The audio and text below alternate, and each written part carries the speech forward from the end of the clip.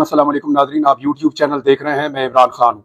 मैंने जो आखिरी वीलॉग किया था वो 10 मई 2023 को किया था और आज जो है वो 30 जनवरी 2024 है, यानी इतनी लंबी छुट्टी के बाद दोबारा आपसे बात हो रही है। तब मैंने आपसे अर्ज किया था अपने आखिरी वीलॉग में कि जब आप इस वीलॉग को सुन रहे होंगे तो मैं पकड़ा जा चुका होऊंगा और मेरे लिए आप दुआ कीजिएगा। आप सबकी दुआओं का बहुत शुक्रिया।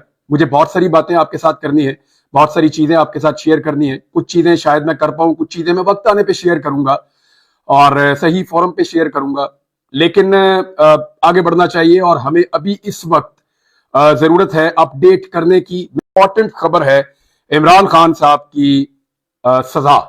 इमरान खान और शाह महमूद कुरैशी, जिनमें एक साबिक वजीर आजम है और एक साबिक वजीर खारजा है, उन दोनों को 10-10 साल की सजा दे दी गई है। और एक्चुअली ये खबर पूरी दुनिया के अखबारात में अब छप रही है। मेरे सामने बहुत सारे अखबारात खुले हुए हैं।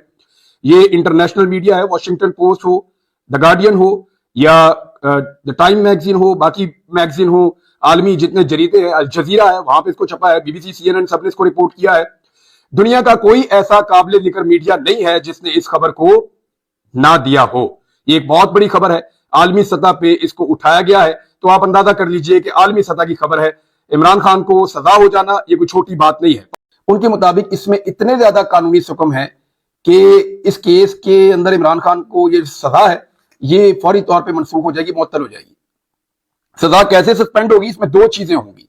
पहले इमरान खान साहब की सजा सस्पेंड होगी और उसके बाद इमरान खान साहब की जमानत होगी। ये दावा किया है मेरे जराए ने, जो रिपोर्टर्स भी हैं और जो कानूनदान भी हैं। उनका यह कहना है कि ये 1-1.5 महीने का प्रोसीजर ज्यादा से ज्यादा लग सकता है, लेकिन ये केस ठहरेगा नहीं।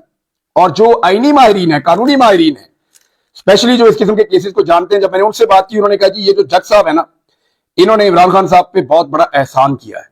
मैंने कहा जी वो कैसे? इन्होंने तो सजा दी थी 10-10 साल की, पूरी दुनिया के अखबारात में छप गया।